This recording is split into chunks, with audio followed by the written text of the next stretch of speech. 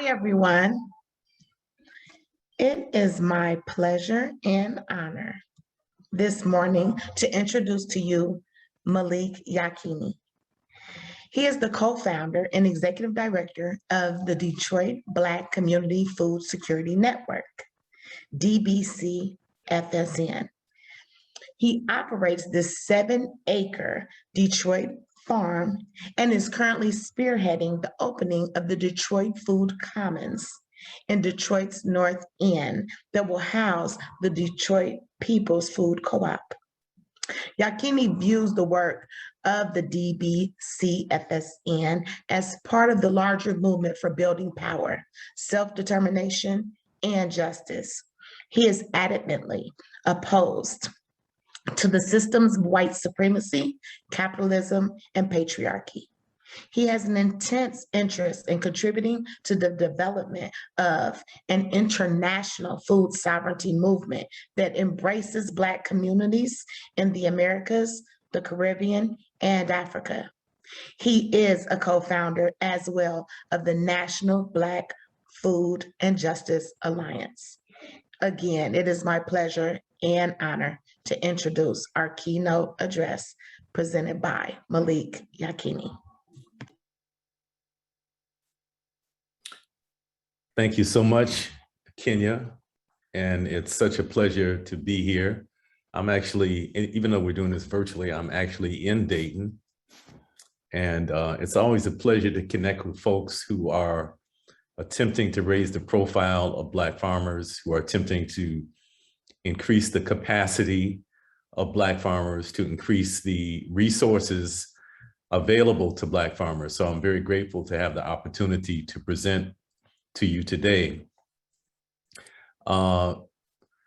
It's interesting, Brother Cosby, the photo that they just showed of me was taken inside of a hoop house at our farm, D-Town Farm, that was purchased with an equip grant from the NRCS. And so the NRCS is a great resource for farmers, both rural and urban farmers. And we're very grateful for the support that we've gotten from NRCS in Michigan, which has allowed for us to do several things, including we're currently using resources from NRCS to kind of map the lay of the land at our farm and to put in place some strategies to mitigate some of the flooding that we have been having. So I'm very grateful to at least meet you virtually and for the support that NRCS has provided to D-Town Farm and many other urban farms in the city of Detroit.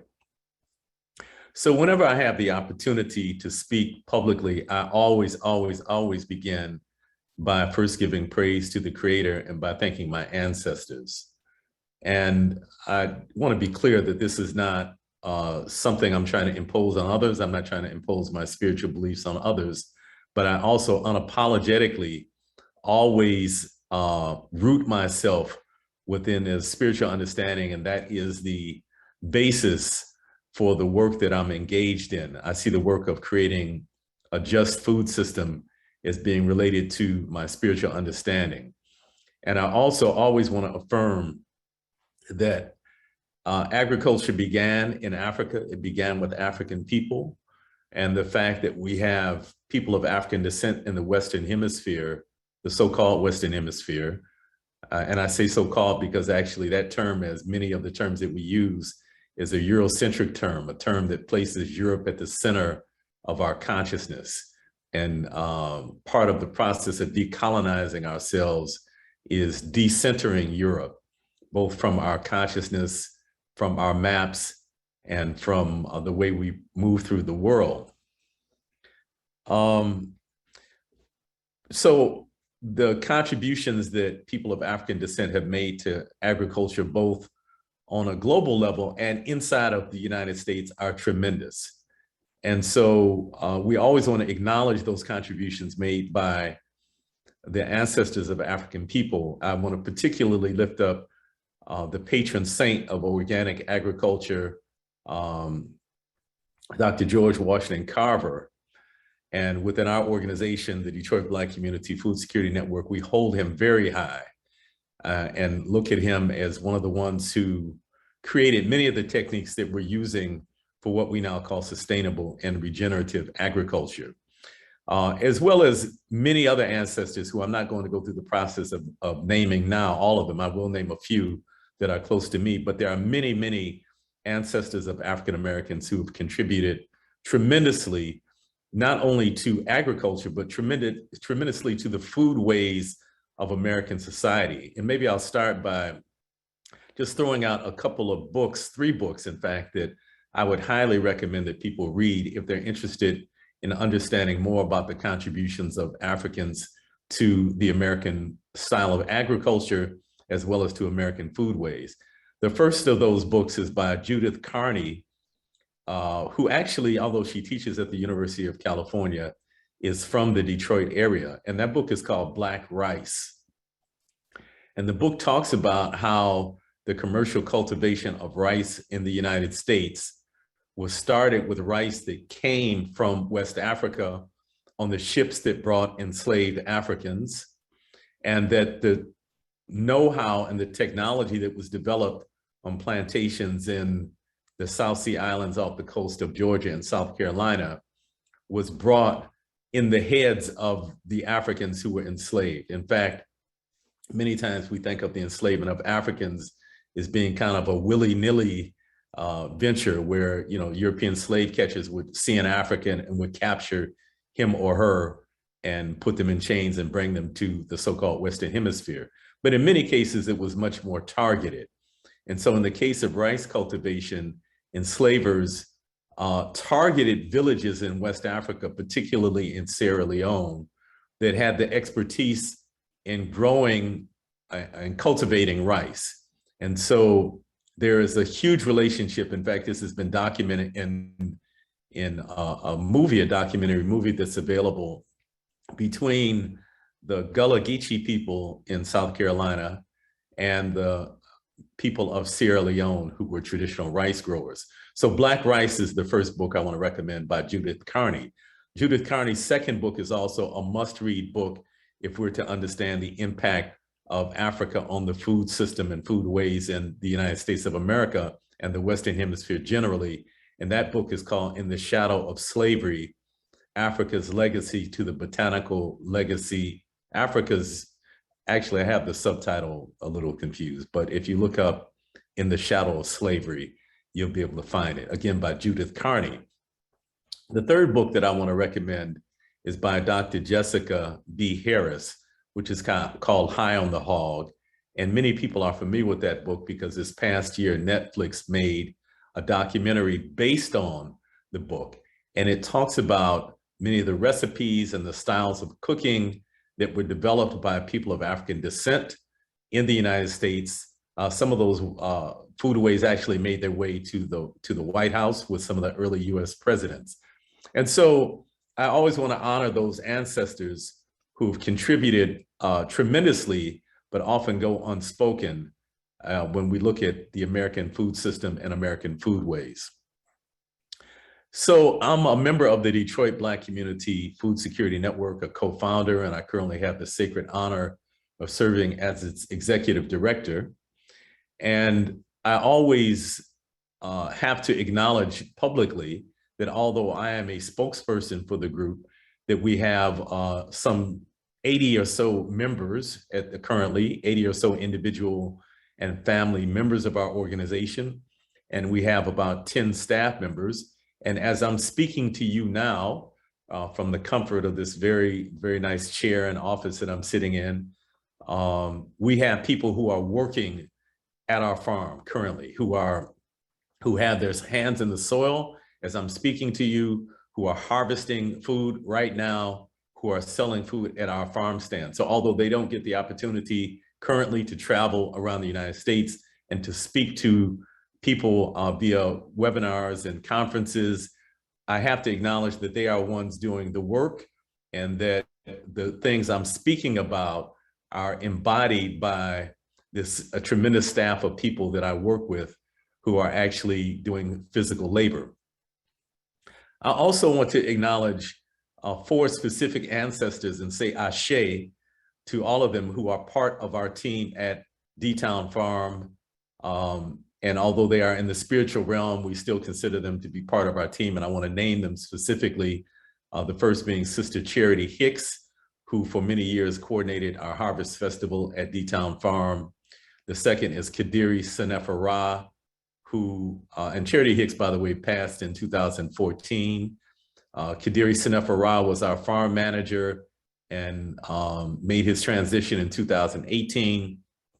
And then more recently in 2020, due to COVID, we also lost Jackie Hunt, who was at when we started our farm at our current location in 2008, she was the assistant farm manager, and she succumbed to COVID last year.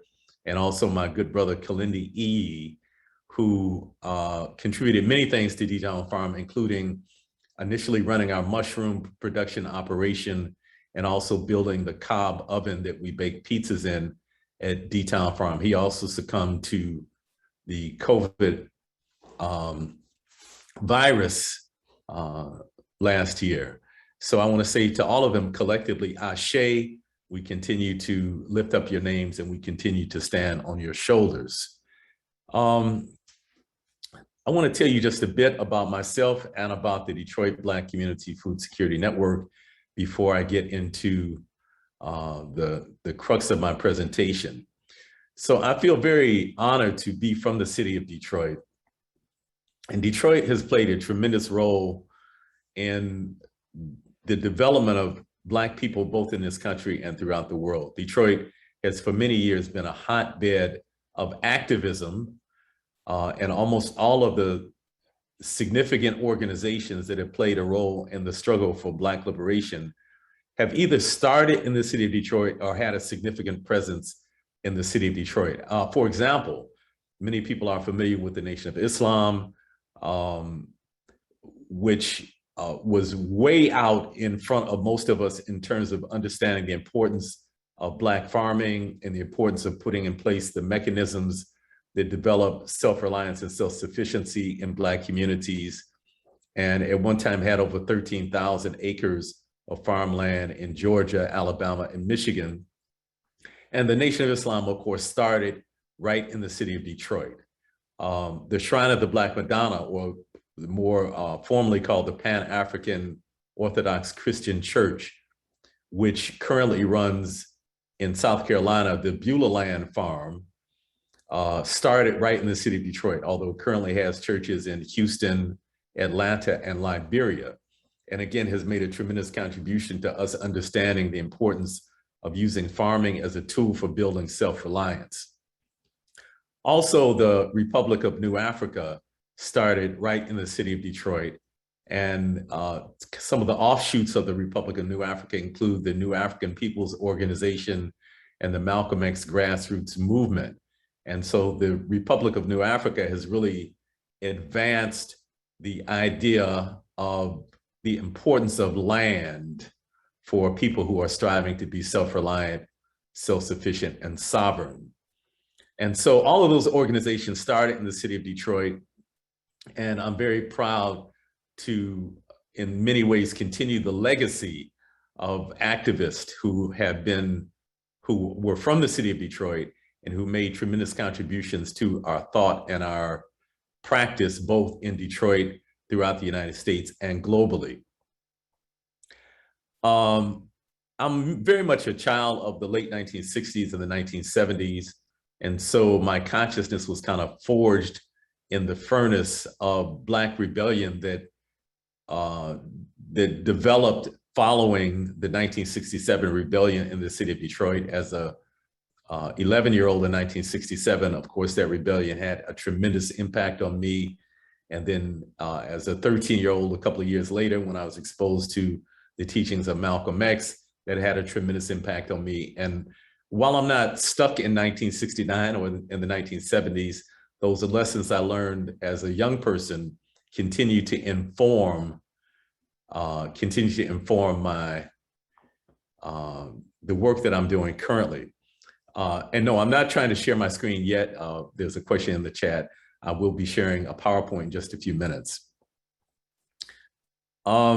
So for many years, I ran an independent African-centered school in the city of Detroit. And in about 1999, we started doing serious gardening with the children at the school as a way of developing both their understanding of the food system, but also as a way of connecting them to nature.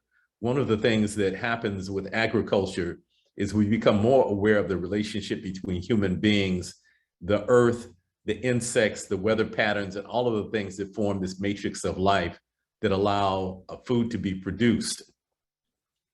And that really is what thrust me into the food movement as a result of this work I was doing as a principal at the school. In 2006, I was the primary founder of the Detroit Black Community Food Security Network, because at that time there was a tremendous amount of urban agriculture going on in Detroit. And the reasons for that tremendous amount of agriculture have to do with both the tremendous amount of vacant land that is in the city of Detroit due to the blight caused by the economic crisis that Detroit has been in for some time. Detroit has this long history of urban agriculture because of the migration that Brother Cosby spoke about earlier of Black folks from the South to industrial cities like Detroit, Chicago, Cleveland, and Gary, beginning around 1918, 1919, and continuing really up until the 1960s. So many of those folks who came from the South brought with them their agricultural heritage. And in fact, my first exposure to gardening was not at a conference, was not at a webinar, but was in the backyard of my paternal grandfather, who had moved from Georgia in the early 1920s. And so many folks in Detroit have a similar story where their ancestors moved here from the South and brought this kind of agricultural heritage with them. And that has spurred the current urban agricultural movement in Detroit. More recently, Detroit 1973 elected its first Black mayor, Coleman Alexander Young, who implemented a project called the Farm-A-Lot program, where the city provided resources such as tractors, tillers, topsoil, seeds, and transplants, and encouraged Detroit residents to grow on vacant lots throughout the city.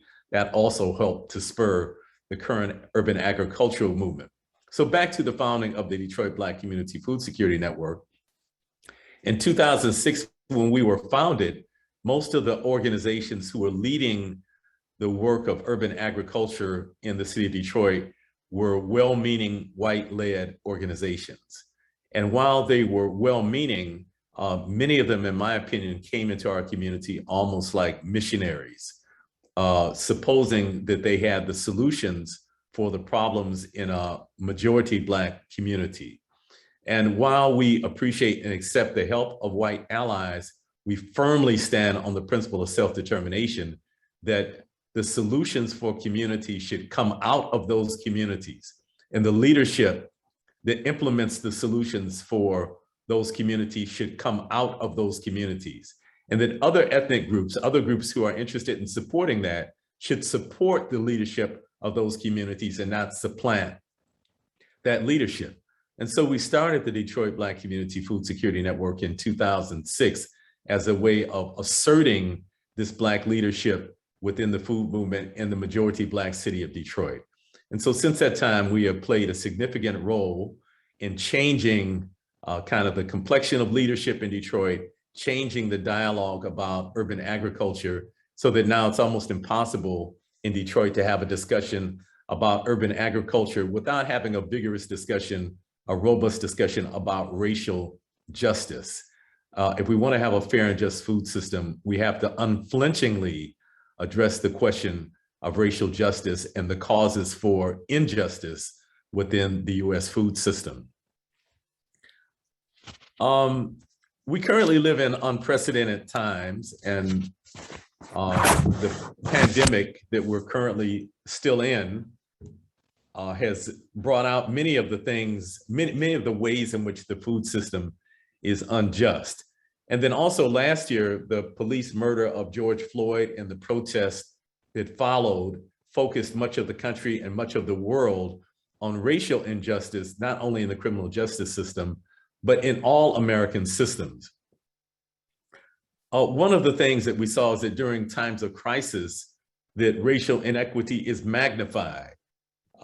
We saw that during the early days of the pandemic when Black folks were dying at unprecedented rates and dying at much higher rates than the white population of America. We saw that the problem of food insecurity, which exists in communities throughout the United States, both urban and rural communities, was magnified in majority Black and brown communities.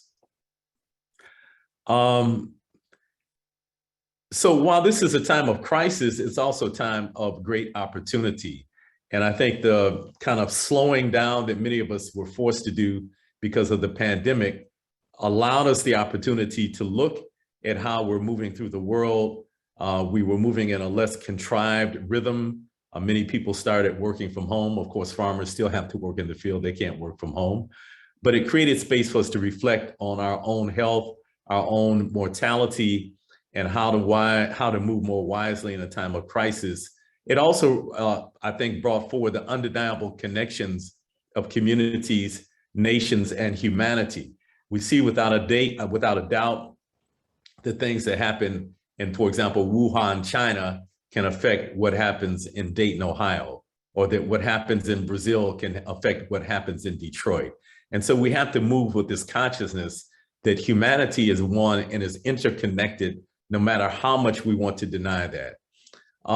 Another thing that the COVID crisis, I think, forced us to come to grips with is the shortcoming of either or thinking, that in order to understand what is so-called true, we have to balance several considerations. So it's not a question of if we rely only on our spirituality and only on prayer and meditation and eating healthy foods, but we also have to balance that with science. You know, what is the science saying about this pandemic? And so it's not a question of whether or not we, you know, only do prayer and meditation and kind of self-care, but we also can use disinfectants and wear masks and practice physical distancing. And so again, this either or thinking rarely serves us well, but we have to balance often competing considerations.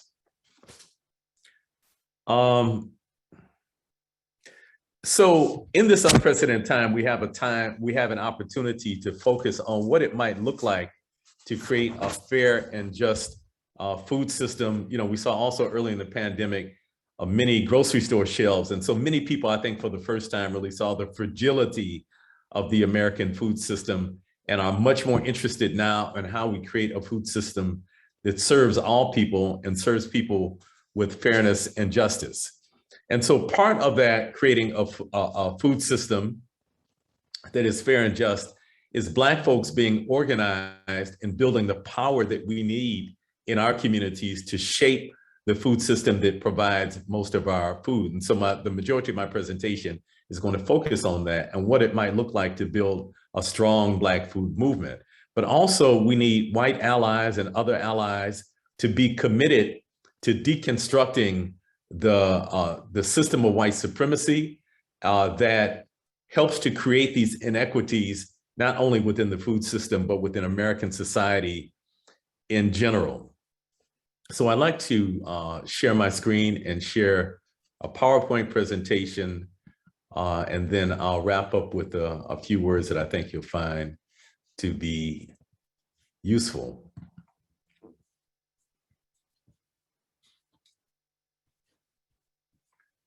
And I'm hoping you can see my screen with no problem. So we always like to lift up Fannie Lou Hamer, who is certainly one of the bright lights within the food movement, and a tremendous ancestor. One of the things that she said is, you can pray until you faint, but unless you get up and try to do something, God is not going to put it in your lap. And so we certainly adhere to that while it's important to be rooted in our spirituality, we actually have to get up and do something. We have to build this food movement that we want.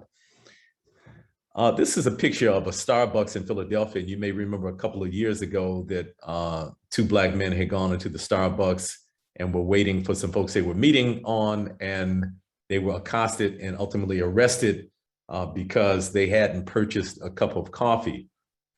The point that I want to make is that there really is no food justice without social justice, that we can't look at food justice in isolation, that food justice is related to the state of the general society, and that in order to have food justice, we have to address these underlying causes that create injustice in the society in general, particularly those that create racial injustice. So let's look at kind of the analysis of what exists in many Black communities throughout the United States, particularly in urban Black communities. We see this tremendous economic hemorrhaging taking place in our communities because of extractive economic policies. In Detroit, as in most majority Black communities throughout the United States, there are very few Black-owned grocery stores. And of course, the retail level is just one part of the overall food system, but it's an important part because that's the level that most people interact with when they obtain their food. In the city of Detroit, for example, where I'm from, which is in many ways the Blackest city in the United States. And what I mean by that is that we have the largest, within large urban communities, we have the largest percentage of Black people as part of the total percentage of the population. Black people are about 80% or so of the total population in the city of Detroit, and the current population is estimated to be about 675,000 people. There are more Black people in Brooklyn, for example, than there are in Detroit, but they're less of the total population than the Black folks in Detroit are of the total Detroit population. Also, as we look at our situation, we see that Black farmers are continuing to lose land in spite of the media publicity that has surrounded the Pickford lawsuit and the various settlements that are supposed to be helping Black farmers. The reality is that we're seeing Black farmers continuing to lose their land, and that process has really continued for the last 100 years or so. And then we see that the consequences for Black communities are that we have tremendous health disparities. We have rates of high blood pressure, heart disease, diabetes, kidney disease that are off the charts. And these diseases are largely controllable by diet. They're impacted by our access or lack of access to high quality, healthy food.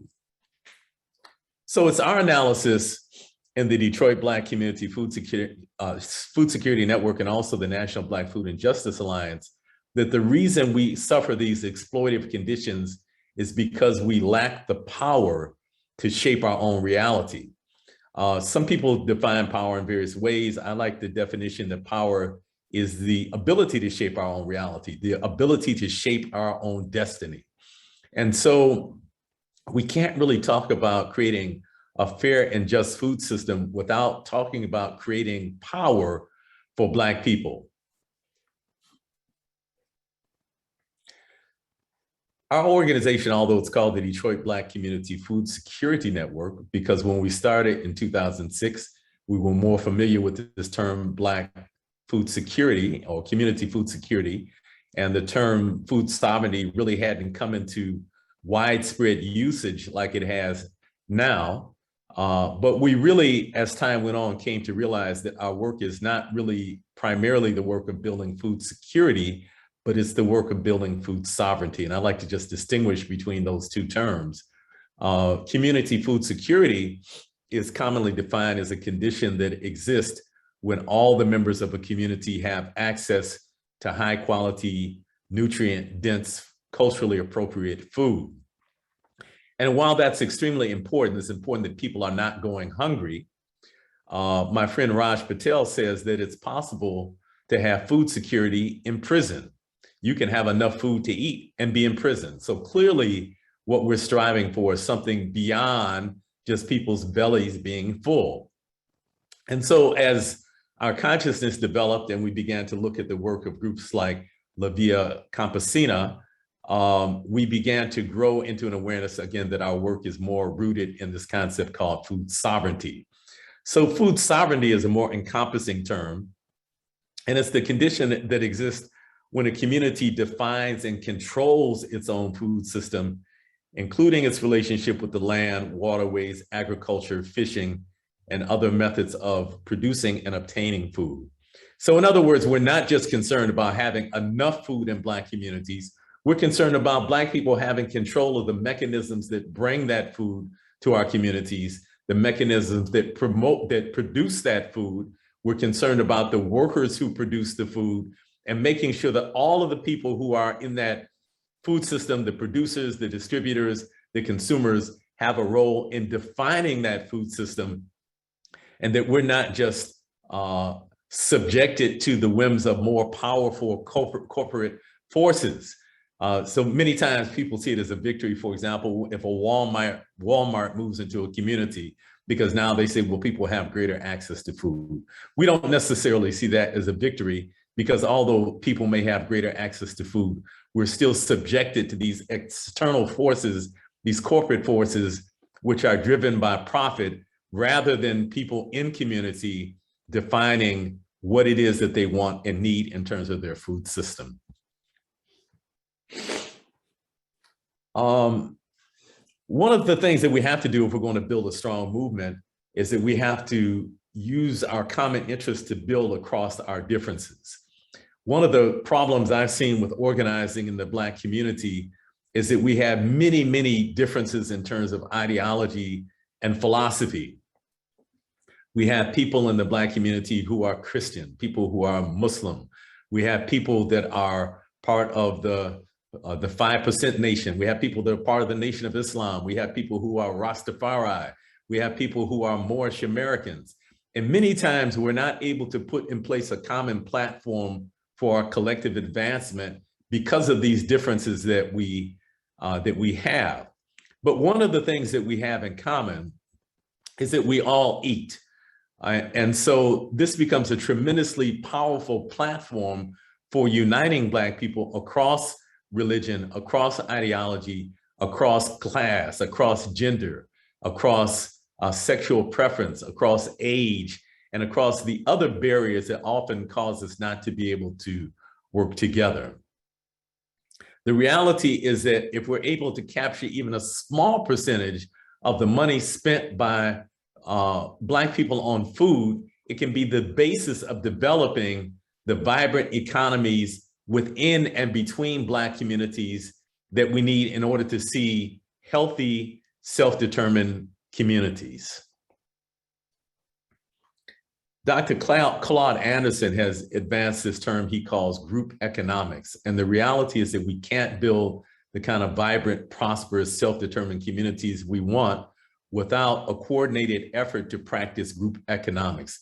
We have to understand the power that we have collectively with the dollars that we spend. We can really help shape that food system if we work collectively. This is one of the reasons that cooperatives are so important. Both retail food co-ops such as the Gem City Market, which I had the opportunity to visit both yesterday and briefly this morning, or the market that we're developing in Detroit, the Detroit People's Food Co-op, or the market which just broke ground in Flint, the North Flint market, or the many other food co-ops that are in development in the United States in primarily Black communities and in other communities. But also another form of group economics is cooperatives led by farmers. And this has, of course, been one of the tools that we have used to build our collective power in the face of an economic system which is hell-bent on keeping us out of the mainstream economy. And of course, the Federation of Southern Co-ops has been at the forefront for the last 50 years or so of organizing Black farming co-ops so that farmers can both purchase food and tools and supplies collectively, and also can aggregate the produce that they're growing to sell it collectively. We can't address this problem of lack of a Black food system, the problem of diminishing Black farmers by trying to approach it on an individual basis. We have to use our collective economic power to build the wherewithal to develop these systems.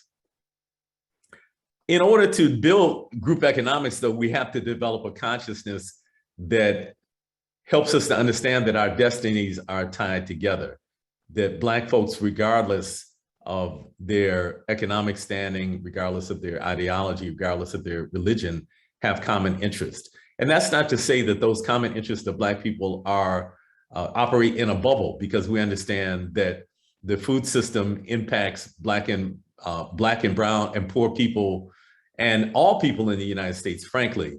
And so while we unapologetically assert the right and encourage Black people to organize kind of the independent ventures that we need to build power in our communities, we understand also that we have to do it in a way that works in conjunction with others who are rooted in a consciousness that is trying to build a more fair and just food system for all. This accumulation of individual wealth has not proven to be an effective strategy for uplifting Black communities. And unfortunately, that's the route that many of us are pursuing, that we think if we go to college and get a good job and are able to get a high income, that, you know, that's the route for advancement. And while that may help advance individual Black people, it does very little for our collective well-being.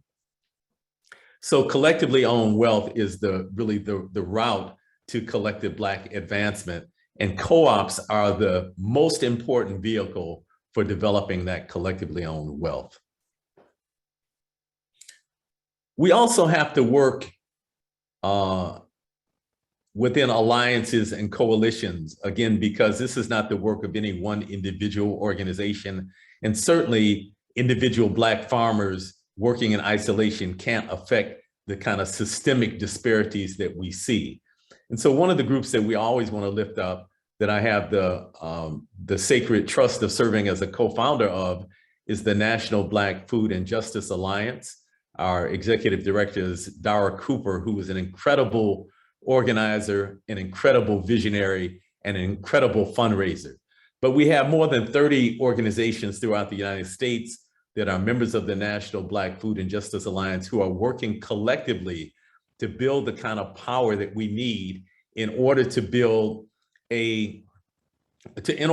Black food sovereignty, really. And that includes both the production of the food, the distribution of the food, the selling of the food on a retail level, creation of policy that benefits Black farmers. In fact, the National Black Food and Justice Alliance was involved with Senator Cory Booker's office in creating the Justice for Black Farmers Act, and is involved in other efforts to influence policy in a way that will help foster a more fair and just food system. We would encourage people to check out the website of the National Black Food and Justice Alliance at www.blackfoodjustice.org. I would encourage you to pause for just a minute to write that web address down and to visit the website of the National Black Food and Justice Alliance. Again, that's www.blackfoodjustice.org.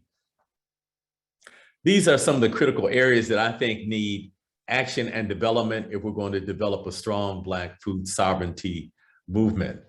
The reality is that most food is grown on land, and that in order to have large-scale production of food, we have to have land ownership, access, and protection. So the reason I made the distinction between land ownership and land access is because it's my view that really the whole concept of land ownership is a Eurocentric construct that has come to us from the colonizers of the Western Hemisphere who came from France, England, Spain, and Portugal primarily. Some other folks from other countries came as well, but those were the primary colonizers of the so-called Western Hemisphere. So they came from feudal societies where very rich dudes had enclosed the commons and had forced people to pay tribute to them in order to live on the land. And if you weren't able to pay that, you were put in debtor's prison. And so the colonizers of the Western Hemisphere came here with this idea that if you had enough money, you could own land, you could own part of the earth. One of the cultural conflicts that occurred when these colonizers came to what we now call the United States is they encountered the indigenous people of the Western Hemisphere, and those people didn't have a concept of land ownership. They had a concept of land stewardship, that human beings are here to take care of the earth in order to preserve it, not just for future generations of human beings, but to preserve it for the other beings with which we co-inhabit the earth. And so we have a dilemma, because while I think that land ownership is a Eurocentric concept and is really in many ways a dangerous concept, unfortunately, in the current society, under the current economic system, land ownership becomes the only way that Black farmers can really have security. And so while in the short term, we need to be promoting Black land ownership and protecting Black land ownership, in the long term, as we look at what a more fair and just society might look like, we really need to reevaluate the whole concept of land ownership. So whether we own the land or not, Black farmers need access to land in order to grow land, in order to grow food. And again, there's new innovative ways of growing food, such as vertical farming and indoor gardening and container, growing in shipping containers and all these kind of things. And those things, perhaps have value in places like the city of the city of New York, where you don't have huge amounts of land that farmers can access. But the reality is that still most food on the earth is grown on land. And so we have to look seriously at the inequity that exists in land ownership and land access in the United States if we're serious about promoting Black food sovereignty. We know that there's been all kinds of ways that Black folks have been separated from the land that we acquired after being released from formal chattel slavery in 1865. In fact, these are incredible stories, the fact that Black people were able to amass millions of acres of land coming right out of enslavement. But there were all kinds of means that were used to separate Black folks from the land that we acquired, including, of course, the auctioning of land when folks would default on loans from the USDA, including the lack of fair access to loans from the USDA to keep farming operations alive. And then also there were terror campaigns that existed throughout the United States, including the one that separated my own paternal great-grandfather from his land in Arkansas, in Monroe County, Arkansas, where a mob of whites really rounded up the Black leadership of that town and ran them out of town at gunpoint. And so all of the investment that my great-grandfather had made in the land that he purchased and farmed on was just eliminated. He didn't get compensated for that. And this story occurred time and time again in communities both in the South and the North throughout the United States. And so again, if we're serious about Black food sovereignty, we have to seriously look at the question of who has ownership, who has access to land in the United States, and we have to stand unflinchingly to protect the land rights of Black farmers, and also to increase the amount of land that we have ownership of and access to in the United States. The Justice for Black Farmers Act, in fact, attempts to do that. We have to develop agricultural skills, and this is Sister Gail Myers, Dr. Gail Myers, who runs an organization called Farms to Grow. She is currently based in Florida, was formerly based in Oakland, California. But as those of you who are farmers know, it's one thing to talk about farming, but doing farming is another thing altogether. There's a certain amount of skills and knowledge that have to be acquired to do it well, because there's all kinds of things that can go wrong.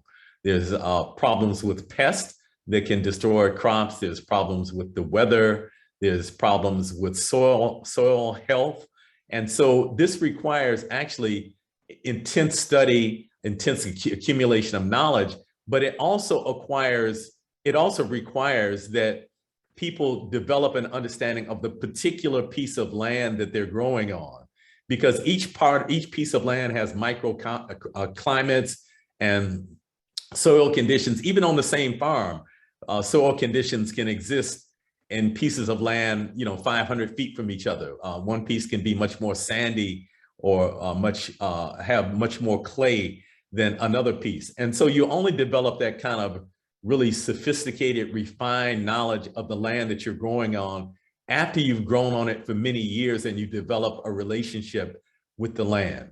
And so while we encourage, the kind of new crop of Black farmers that we're seeing, many of whom are in urban areas and many of whom are young people, we just want to say without a doubt that it requires study, it requires years of practice, it requires the sharing of those skills and knowledge that have been developed in order to have vibrant farms that are producing on a high level. I mentioned earlier co-ops, and retail food co-ops we think are very important. And again, on the retail level is the level that most people interact with the food system on.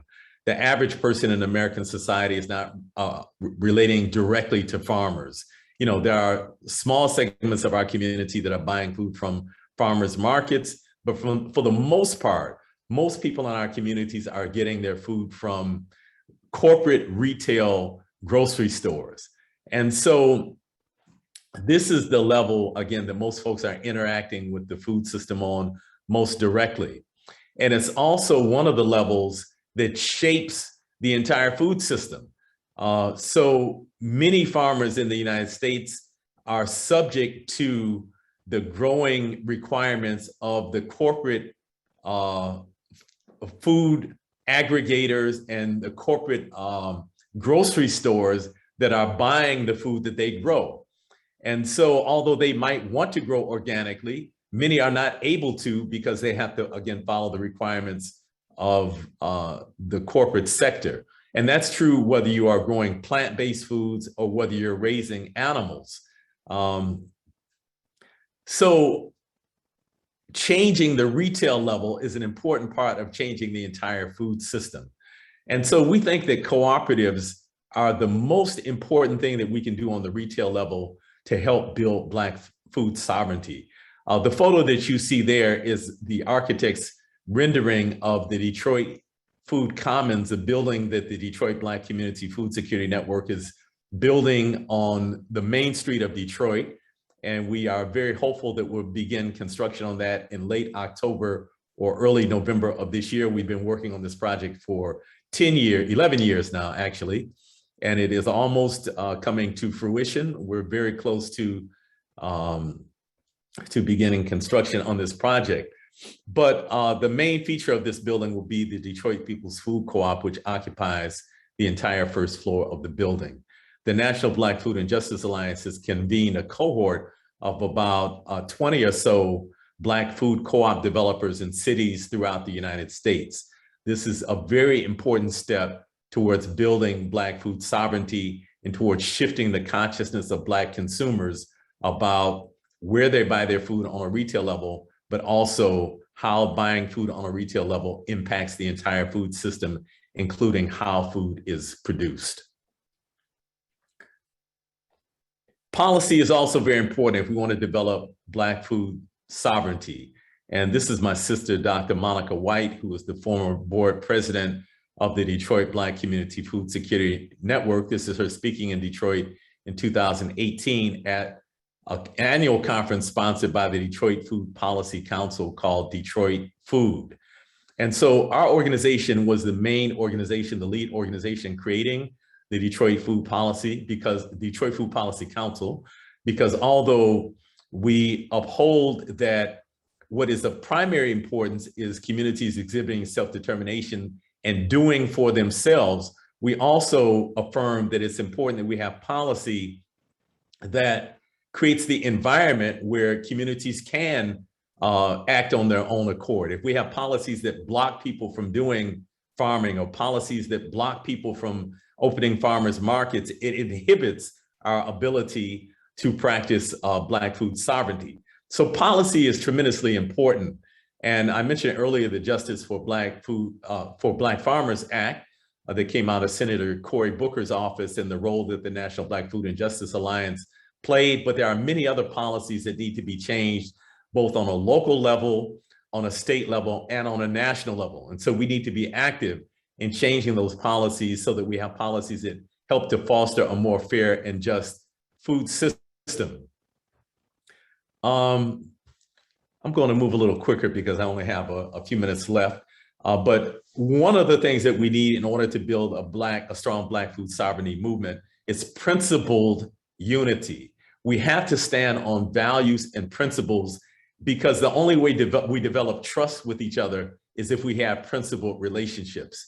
Now, we can have unity without having uniformity. We don't all have to look alike. We don't all have to have the same approach to developing food sovereignty, but we have to find a way to connect those dots and to have unity without having that uniformity. We need coordinated action.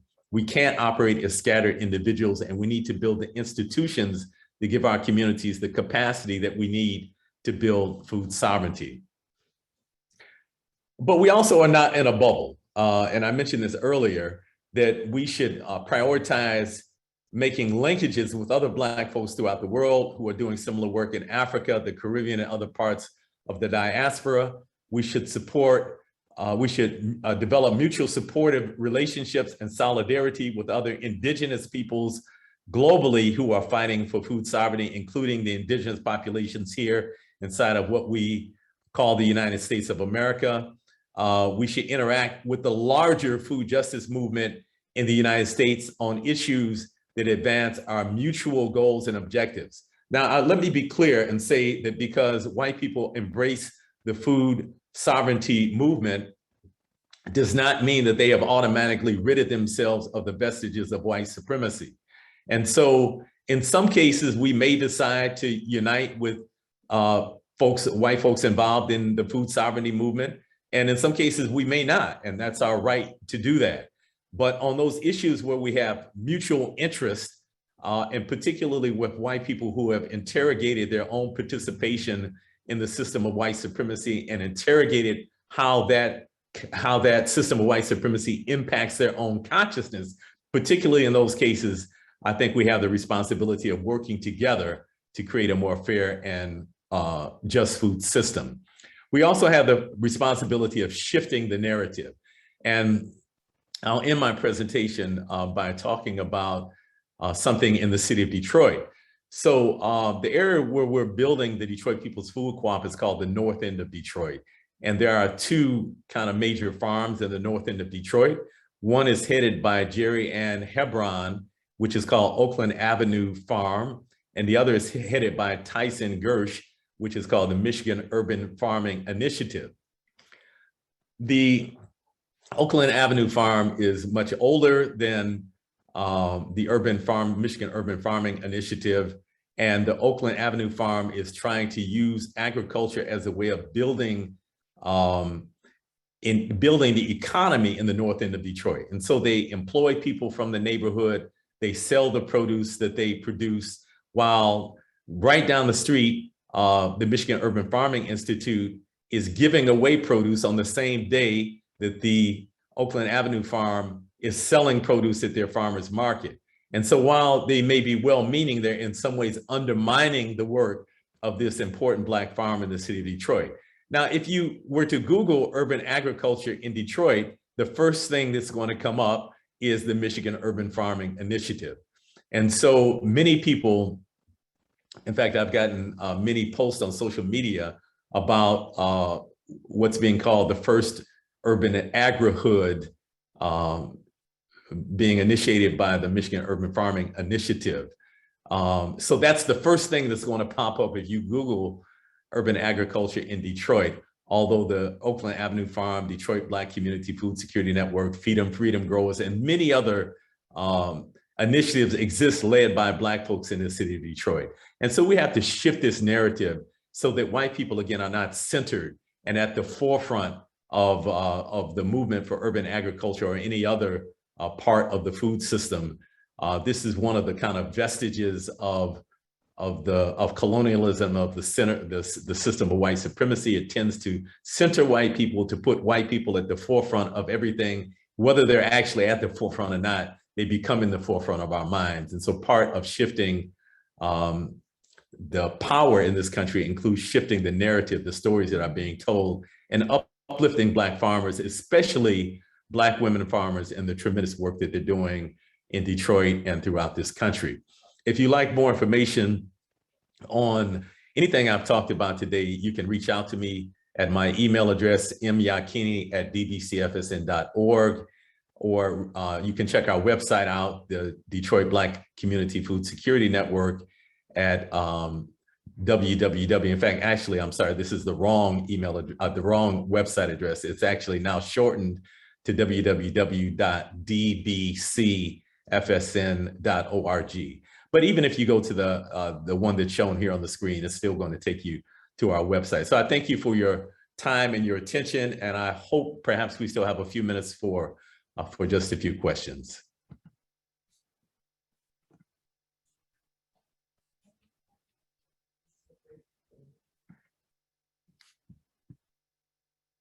All right, so we will check and see. We only have time for one question.